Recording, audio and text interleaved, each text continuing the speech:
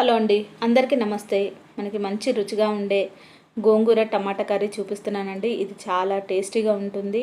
ఇది మనకి పచ్చడే కాకుండా కూరల్లో కూడా ఉపయోగించుకోవచ్చు. గోంగూర చాలా రుచిగా మనం తయారు చేసుకోవచ్చు అండి. ముందుగా కళాయిలో ఒక 2-3 స్పూన్ల నూనె వేసుకోండి.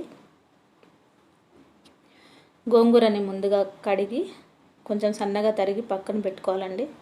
ఆ తర్వాత మనం ఎండుమిర్చి, కొద్దిగా ఆవాలు, అలాగే జీలకర్ర జీలకర్ర వేసిన తర్వాత ఇవి కొంచెం వేగాలి. ఇలా వేగిన తర్వాత మనం రెడీగా ఉల్లిపాయలు, పచ్చిమిర్చి కట్ చేసి పెట్టుకోవాలండి. కొంచెం పెద్ద సైజు ఉల్లిపాయ ఒకటి, అలాగే పచ్చిమిర్చి కూడా ఒక 7-8 కట్ చేసుకోండి. గోంగూర పులుపుకి మనకి పచ్చిమిర్చి సరిపోతాయి. కారం ఎక్కువ అవుతుంది అనుకోని అవసరం లేదండి, సరిపోతుంది. ఇలా కొంచెం వేగిన తర్వాత అల్లం వెల్లుల్లి పేస్ట్,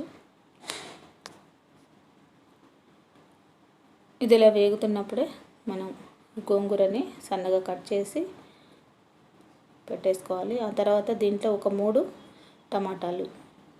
గోంగూర పులుపు కదా అని అనుకోద్దండి, ఈ పులుపు ఎక్కువగా ఉంటే కూడా ఈ టమాటా అనేది పీల్చేసుకుంటుంది. కొద్దిగా పసుపు, అలాగే ఉప్పు,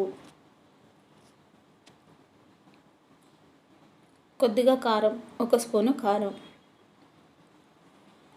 ఇలా కారం వేసిన తర్వాత ఈ టమాటాలు మనకి ఉడికే టైంలోనే నేను దీంట్లో గోంగూరని వేసేసుకోవాలి. ఈ గోంగూర పులుపుకి మనకి టమాటా పులుపుకి కరెక్ట్గా సరిపోతుందండి. ఏం ఎక్కువ పులుపు అనిపించదు కర్రీ అనేది. దీంట్లో నూనె మాత్రం కొంచెం ఎక్కువగానే వేసుకోవాలి. నూనె తక్కువగా ఉంటే పులుపు ఎక్కువగా అనిపిస్తుంది. అందువల్ల కొంచెం నూనె సరిపడంత వేసుకోవాలి.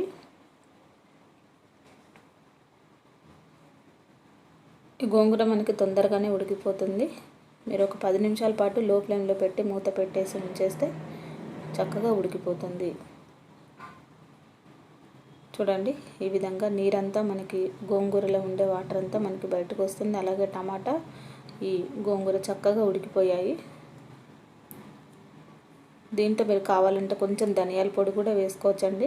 నేను వేయట్లేదు. దీంట్లో మీరు కావాలంటే వేసుకోవచ్చు. కొంచెం మళ్ళీ లాస్ట్లో కూడా వెల్లుల్లిపాయలు కూడా దంచి వేసుకోవచ్చు.